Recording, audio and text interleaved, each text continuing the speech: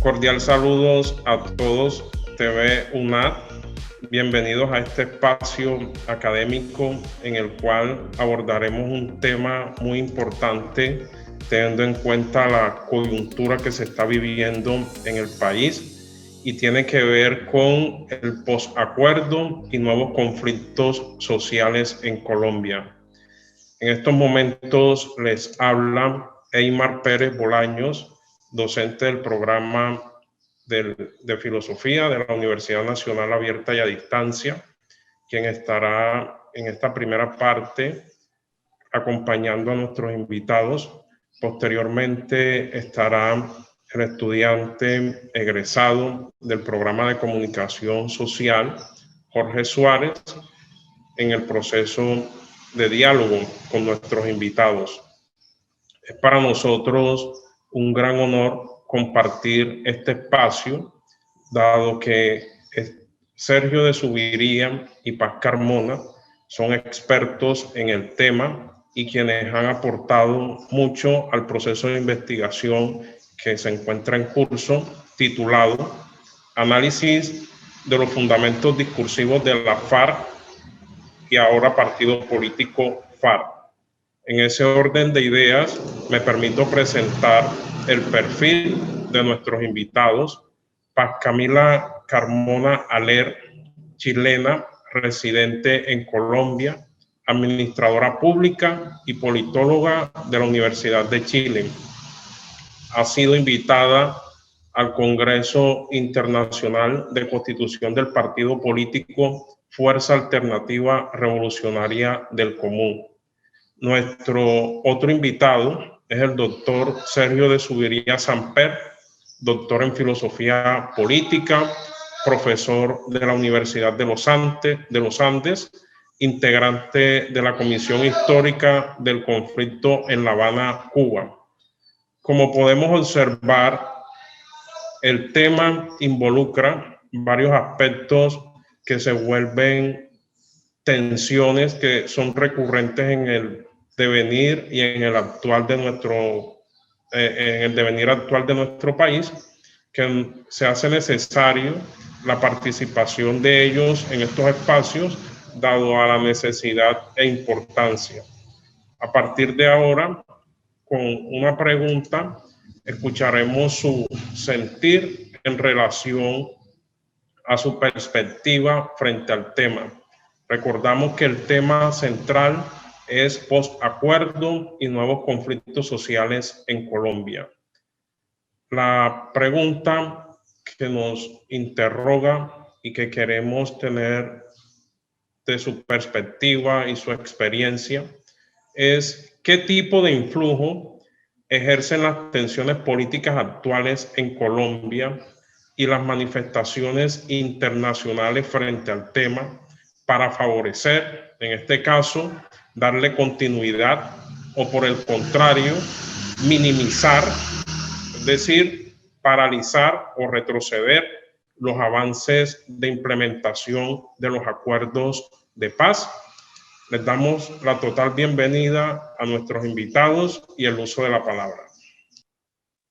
Un cordial saludo y ante todo un gran agradecimiento a la Universidad Nacional Abierta y a Distancia, que hace un trabajo comunicativo y de formación tan importante en Colombia y en esta difícil coyuntura que vive nuestro país.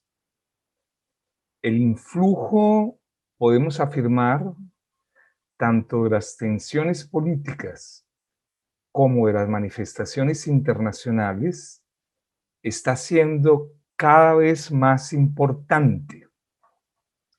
Pero tenemos que sostener que, como en todo proceso real, es un proceso que está en despliegue y que puede ser contradictorio, ¿no?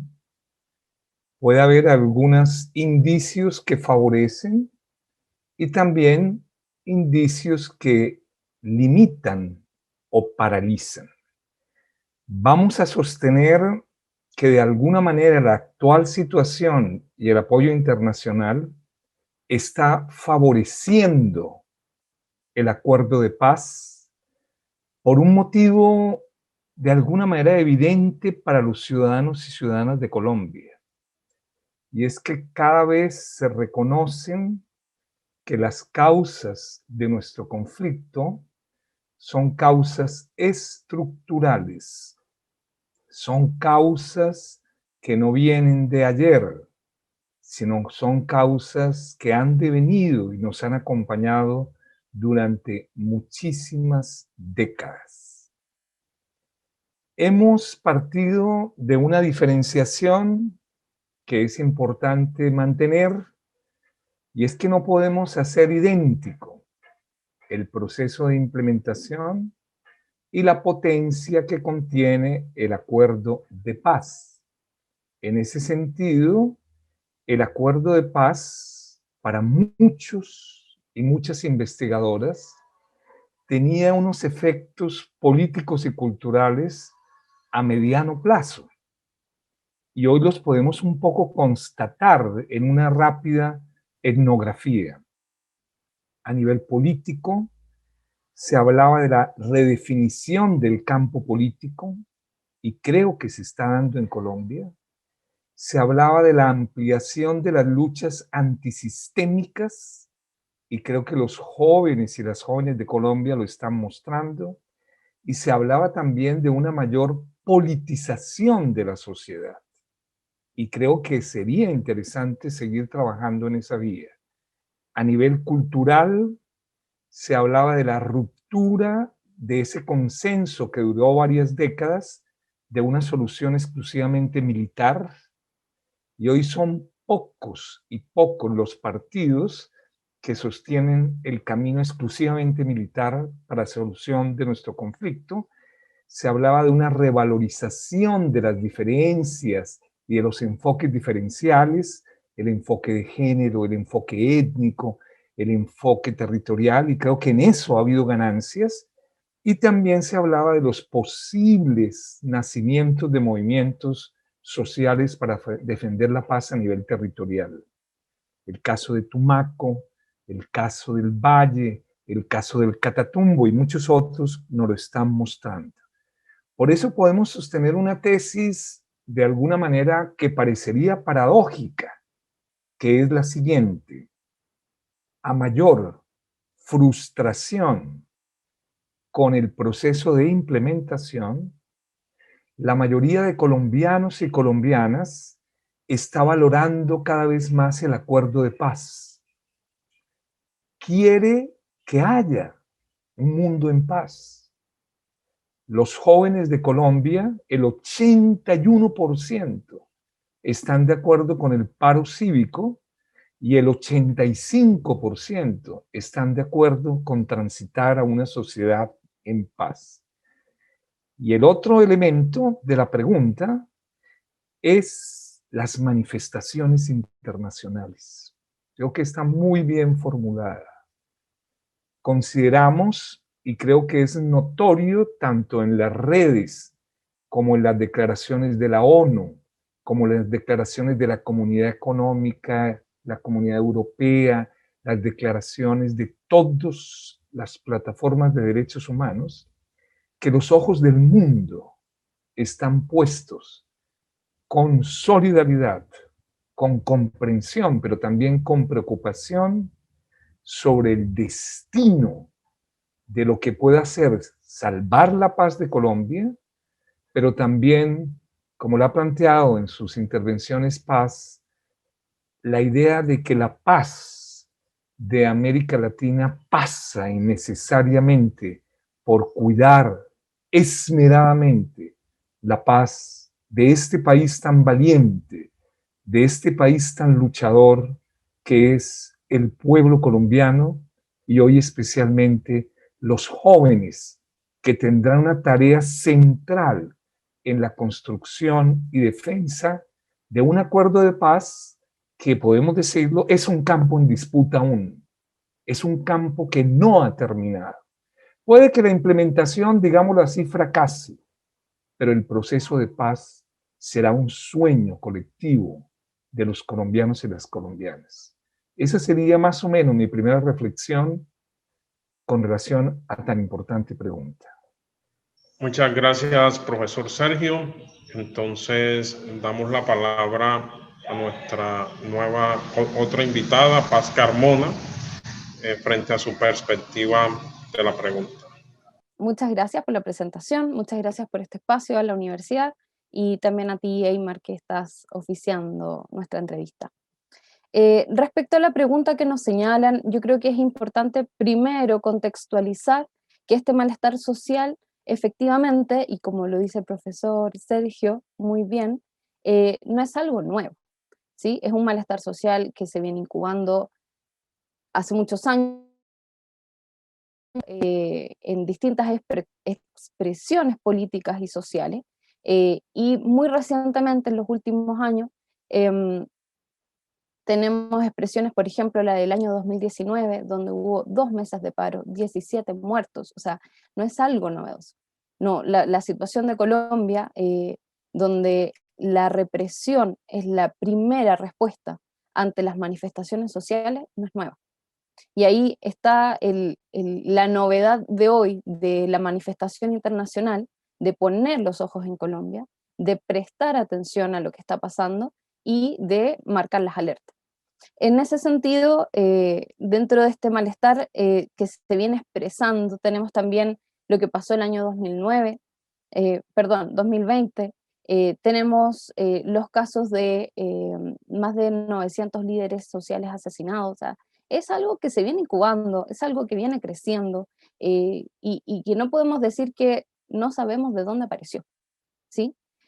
Dentro de esto, también destacar cómo este malestar social entonces responde a un conflicto de larga data, donde las causas no han sido resueltas.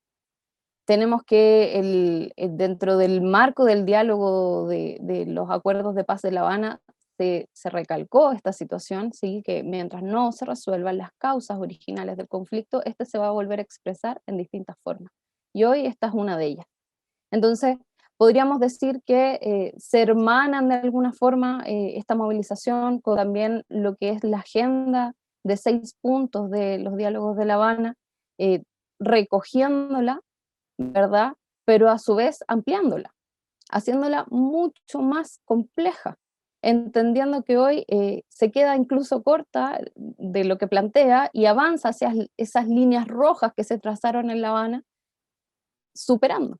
Es curioso, además, cómo la débil implementación que se ha hecho, o también las formas que se han tomado de cambiar la ruta del acuerdo, han sido parte del combustible que hoy día acelera esta movilización. Se podría decir hasta irónico que si el gobierno hubiese hecho una implementación efectiva, hubiera puesto a disposición los recursos, hubiera hecho las reestructuraciones necesarias, podríamos hoy tener quizás un malestar o una tensión social menos latente, ¿sí? Entonces, es curioso cómo hoy se expresan en la agenda del movimiento social aspectos como los medioambientales respecto de la aspersión con glifosato, que está presente en el acuerdo final y que cansinamente se vuelven a expresar en la política pública del gobierno, o los aspectos de participación política y las garantías de seguridad social, de seguridad a los líderes sociales, a los representantes del movimiento social, que han sido tan vulneradas y que son tan conocidas por todos, las masacres que han ocurrido, solo este año 33 masacres. Ya lo mencionaba, más de 900 líderes sociales asesinados desde la firma del acuerdo. Entonces, eso también se expresa hoy y que pudiera haber sido un punto que quizás habría permitido que una efectiva implementación del acuerdo, un cumplimiento, habría esto quizás no detonado este nivel de estallido. Así hay muchas más expresiones, la de la reforma rural integral, ¿sí? Entonces, es un escenario bien curioso, como se han torpedeado a sí mismos, cómo han generado las condiciones y cómo hoy no quieren ver que esas condiciones que se generaron están ahí puestas y no quieren hacer frente. La respuesta ha sido de más represión, de más violencia. Tenemos ya 47 muertos de estas 2 semanas, de estas acotadas 2 semanas de movilización.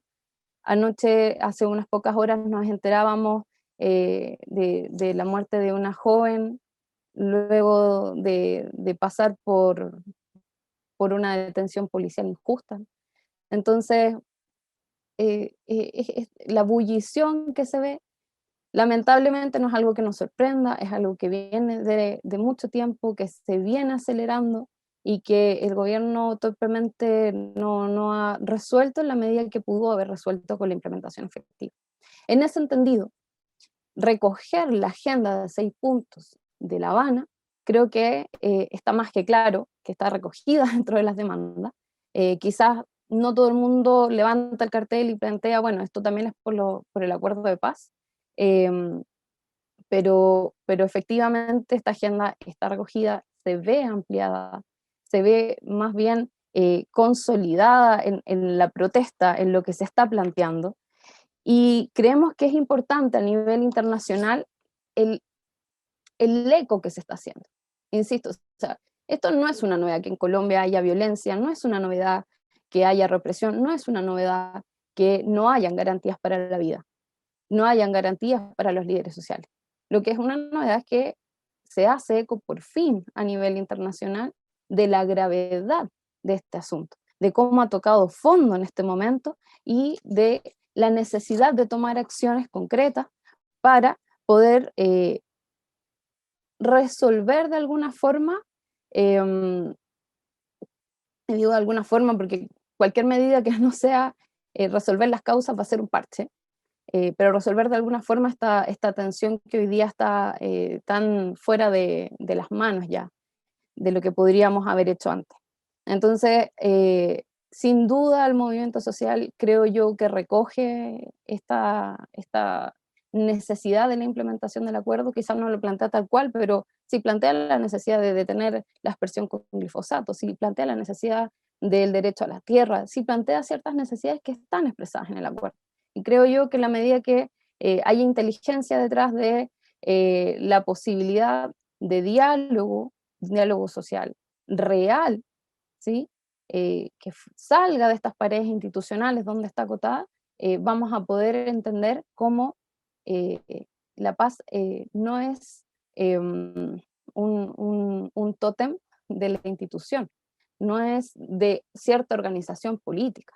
La paz es un derecho que están defendiendo todos y todas las colombianas en este momento. Agradecemos a los invitados, el doctor Sergio de Zuviría y a la doctora Paz Carmona por este espacio, e invitamos a todos los televidentes a continuar con el siguiente espacio en torno al tema, el posacuerdo en Colombia, a partir de los procesos sociales actuales. Un saludo especial a la audiencia que nos está viendo a través de TV UNAD Virtual. Un saludo caluroso al doctor Sergio de Zuviría, a la doctora Paz Carmona, al compañero Eymar, al profe Eymar, que está también en este proyecto de investigación. Es muy importante para mí, soy egresado de comunicación social de la UNAD, activista y defensor de la paz, excombatiente de las FARC y firmante del acuerdo, poder compartir estos espacios precisamente de lo que ha sido y lo que tiene que ser la importancia del acuerdo de paz en Colombia. Es muy importante lo que nos mencionaba el profe Sergio en la primera parte de la entrevista, donde nos hablaba de que tal vez esa frustración de lo que ha sido el proceso de implementación del acuerdo de paz, ahora cada colombiano está valorando más lo que significa para la gente el acuerdo de paz. Esa redefinición del campo político, esas luchas antisistémicas, esa politización de la sociedad es lo que ha permitido también un renacimiento de la lucha social, no porque no haya existido antes, sino que es algo que son causas estructurales que nos han acompañado durante muchísimas décadas. Y también lo que decía la doctora Paz Carmona en cuanto a las garantías de seguridad a los representantes del movimiento social. O sea, se deben implementar esas garantías de seguridad. No puede ser, como lo decía la doctora Paz Carmona, más de 900 líderes sociales asesinados desde la firma del acuerdo de paz, más de 250 excombatientes de las FARC asesinados luego de la firma del acuerdo de paz. Entonces son reflexiones que nos tienen que llevar a ver cuál es la importancia real de la firma del acuerdo de paz y esto, qué es lo que quiere la gente, una Colombia distinta, una Colombia que tenga paz, una Colombia llena de esperanza. Bueno, y continuamos con esta segunda parte de la entrevista. Esta segunda pregunta es la siguiente. ¿A qué estrategias podemos apostar para sensibilizar a la ciudadanía sobre la búsqueda, promoción y defensa de los escenarios de diálogo y reconciliación que permitan preservar las ruinas que están quedando de los acuerdos de paz? Entonces tienen la palabra nuestros invitados para darle respuesta a esta pregunta. Me parece una pregunta muy interesante. Creo que en primer lugar hay una necesidad de retomar la pedagogía de la paz, hay una necesidad de retomar la difusión de lo que fueron los acuerdos de paz de estos 6 puntos. Es difícil plantearse que haya una expectativa de parte de la ciudadanía en cuanto a la implementación si no la conoce. Es difícil pensar que tengan una noción de lo que debería estar pasando si en su momento, al calor de los diálogos, al calor de la firma del acuerdo, del plebiscito, lo que hubo principalmente fue desinformación, ¿sí? Entonces, yo creo que ahí hay una tarea esencial de la que nos podemos apropiar desde la academia, de la que nos podemos apropiar desde los espacios sociales, desde las organizaciones, los movimientos, que es hacer el proceso, retomar el proceso de pedagogía de la paz y poner en el centro lo que son las demandas, lo que son la agenda de los diálogos de La Habana. Y sin duda también la necesidad de encauzar el interés cierto ciudadano a propósito del cumplimiento de los diálogos, de lo pactado en La Habana, pasa también por entender en qué punto están hoy. Y no es arrancar y decir, bueno, hoy día ponemos motor y seguimos para adelante y arrancamos y seguimos como vamos, porque también hay que hacer una valoración en qué estamos. Y en algún momento hubo quizás algún desvío de la ruta, ¿sí? Hubo un cambio dentro de los planes cuando se armó la hoja de ruta del actual gobierno, cuando dentro del Congreso se cayeron algunas de las implementaciones que tendrían que haber seguido curso. Por tanto, hoy tenemos que evaluar qué es lo que vamos a seguir empujando. Creo que eso también es muy importante hacer esa valoración. Por último, en cuanto a estrategias que podemos apostar para sensibilizar, yo creo que es necesario también salir un poco de los márgenes institucionales que nos ha enseñado el espacio académico, el espacio político que conocemos, y validar las actuales estrategias que la misma ciudadanía hoy desarrolla, ¿sí? El paro es una estrategia, la asamblea barrial es una estrategia, no podemos desmerecer que lo que hoy ya está haciendo la ciudadanía es una forma de recoger demandas que están hace mucho tiempo y de expresarlas de una nueva manera. O sea, no creo yo que podamos desmerecer lo que ya se está haciendo. En ese sentido vemos hoy un movimiento mucho más amplio, mucho más transversal, de alguna manera también cultural y espontáneo que se va expresando día a día en estas apenas 2 semanas, pero que viene con un acumulado de bastantes años, lo mencionábamos, de las movilizaciones del año 2020, de las de fines del 2019 y de otras expresiones que hemos visto. Dentro de esta tarea de validar lo que ya está ocurriendo y ver cómo encauzarlo dentro de marcos de trabajo político, donde entendemos que se está generando en este paro una nueva forma de acción política, una forma de problematizar, de politizar, de dialogar sobre lo que está ocurriendo en el país. Creo que también tenemos esta tarea desde la academia, tanto de resolver la ayuda o el acompañamiento, más bien dicho, en los procesos pedagógicos, pero también de cómo nos pensamos el país, de cómo la academia se piensa también este constructo que es la paz, de cómo se piensa la Colombia desde de aquí adelante.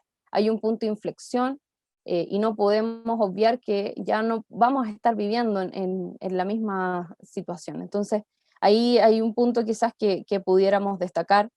Yo creo que incluso respecto de la experiencia internacional que podemos recoger, no hay que desanimarse por este como desconocimiento quizás de lo que fue los acuerdos de La Habana.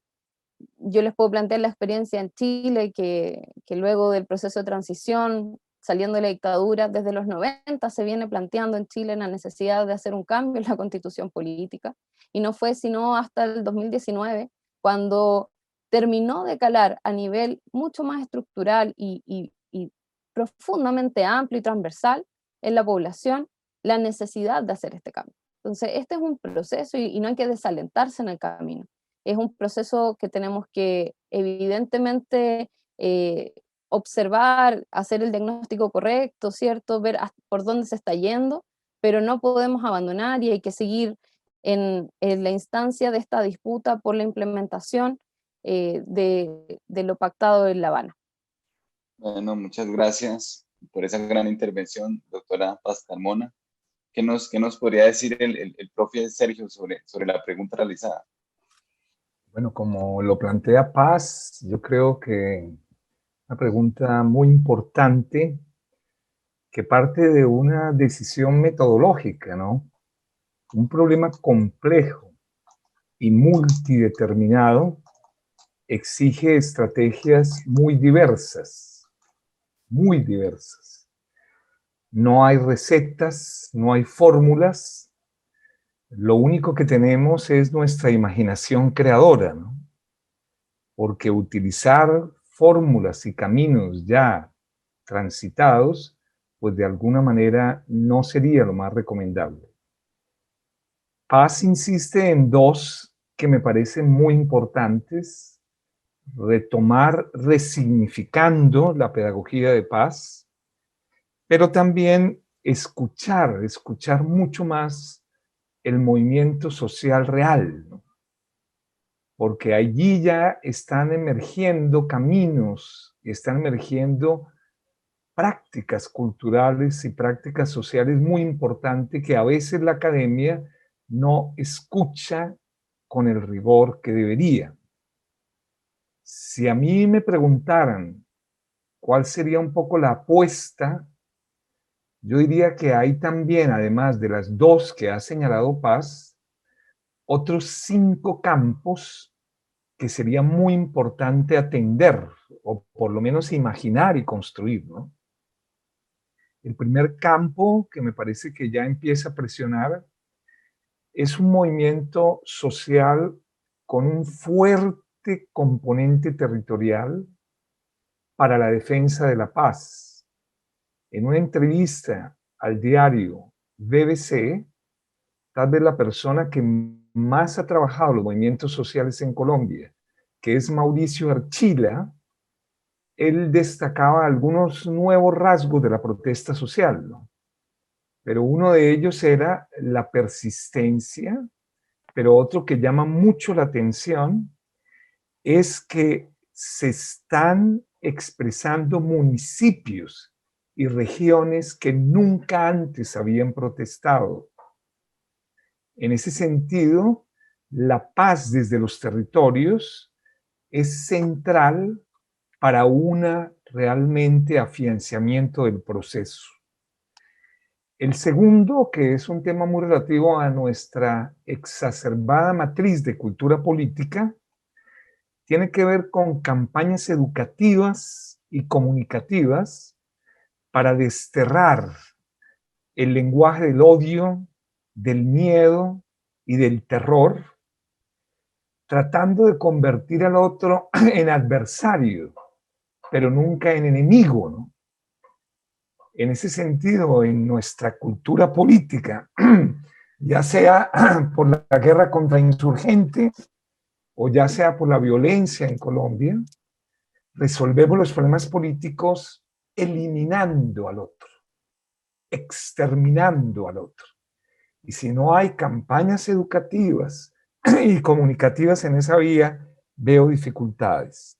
Tercero, De acuerdo. también lo anuncia Paz, yo soy un convencido que la mayor presencia del arte, la música, la cultura en los procesos de búsqueda de diálogos tiene una función catártica, ¿no?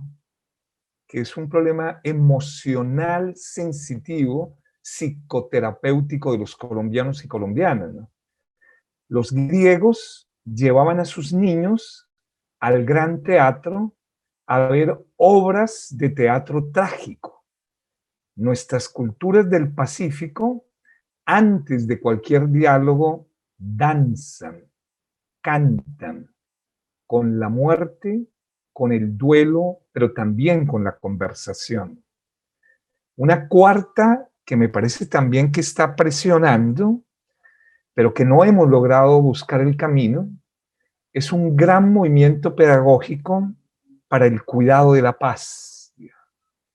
Y es que los maestros, la comunidad educativa, las maestras de Colombia, entendamos que es posible un movimiento pedagógico amplio por el cuidado, la protección de la vida y la paz. Y creo que esa sería una especie de eslogan que tendría cierta, digamos, audiencia en condiciones tan difíciles como la que está viviendo Colombia. Y la quinta, creo que lo expresa perfectamente nuestro diálogo, es seguir insistiendo en una mayor mediación de carácter internacional. Pasa como en la psicoterapia de pareja, y es que cuando una pareja ya está al borde de su disolución y está empezando ya casi a separarse del todo, no hay otro camino sino un nosotros tercero. ¿Qué características tiene? Que tenga una alta legitimidad y tenga una alta autoridad esa mediación. Nosotros sabemos y nosotras perfectamente que el papel de la comunidad internacional en estos momentos de pandemia y en estos momentos de reconstrucción del destino de la paz, pues es determinante. Yo creo que tanto en su proceso como en su crisis, el acompañamiento de la comunidad internacional será un factor casi condicionante o determinante.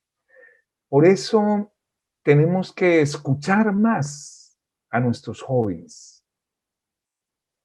Y en ese sentido, ellos mismos, en el movimiento real de sus protestas, y eso lo dice también Mauricio Archila, es también inventando prácticas de subjetivación cultural, prácticas de acompañamiento del duelo ante la muerte, prácticas de diverso índole que podemos decir en América Latina y en Colombia tenemos mucha potencia. Yo creo que quien vive en estos territorios, como los territorios del Caribe, sabe que esta sociedad no podría vivir con un buen vivir y un buen morir si no tuviera tantos recursos culturales. Muchísimas gracias. Bueno, muchas gracias, doctor Sergio, y a la doctora Paz Carmona por estas interesantes respuestas y necesarias para una situación como la que ha vivido Colombia, no solamente en estos momentos, sino durante toda la historia nacional. Es importante lo que ambos dijeron en cuanto al papel de la comunidad internacional, cuán es importante en este espacio social que está viviendo Colombia. Cómo esos nuevos rasgos de la protesta social se están expresando ahora en municipios y regiones que nunca antes se habían expresado. ¿Cómo ponemos en el centro de Colombia la agenda nuevamente del acuerdo de paz? Que si vemos, uno de los puntos del acuerdo de paz trataba precisamente sobre la defensa de la protesta social por la democracia de la ciudadanía. Cómo esa decisión metodológica que hablaba el doctor Sergio exigen unas fórmulas y unos caminos, pero que no hayan sido transitados, porque si no volveremos a repetir la historia. Y cómo también podemos desterrar ese lenguaje del odio, del miedo y el terror en nuestra cultura política, porque los problemas en Colombia se han resuelto durante décadas exterminando al otro, exterminando al contrario. O sea, ¿cómo sacamos las armas de la política en Colombia? Que es parte, y lo que permitió esto es una apertura con la firma del proceso de paz. Muchísimas gracias por compartir de este espacio, de ayudarnos tanto en nuestro proyecto de investigación que estamos realizando en la Universidad de la UNAD. Agradecimientos también a TV UNAD Virtual por permitirnos la transmisión de este espacio, y doy la palabra a mi compañero Eymar, quien va a cerrar el espacio. Muchísimas gracias. Bueno, estimado doctor Sergio y doctora Paz, reafirmar el agradecimiento en relación y a la aceptación de esta gran invitación. Es un tema muy importante que es un abrebocas para seguir trabajando en ello, pues sabemos que el proceso de paz no es un lugar finalizado, que existen muchos retos y pues la realidad actual del país así nos lo muestra, pero creo que seguimos avanzando en esa construcción de ciudadanía. La ciudadanía se ha personado de lo que ocurre actualmente y ha sido evidente en la situación actual a partir de las tensiones sociales y políticas, y que la paz como tal sigue siendo un anhelo no finalizado. Sabemos que las tensiones humanas existen desde cualquier óptica, pero que lo importante es que a partir de ese diálogo, de esos intentos de convergencia, de reivindicar la otredad, un tema que quizás en Colombia no se tiene muy en cuenta, pero que hace parte de los discursos políticos actuales y que hay muchos referentes con base en ello, podamos construir un espacio propicio para convivir. Reitero pues el agradecimiento y tendremos otros espacios para continuar con nuestro proyecto de investigación. En nombre del equipo, de la doctora Marta Viviana, decana de la Escuela de Ciencias Sociales, Artes y Humanidades, de Cristian Rodríguez, de Pablo Felipe, de Juan Manuel, de Jorge Armesto, Jorge Suárez y mi persona, cordialmente agradecido con este espacio que nos brinda la universidad para interactuar con personas expertas como ustedes en este tema. Muchas gracias. Muchas gracias a ustedes. Muchas gracias por la invitación, un gran abrazo a toda la audiencia y gracias a la universidad por esta invitación.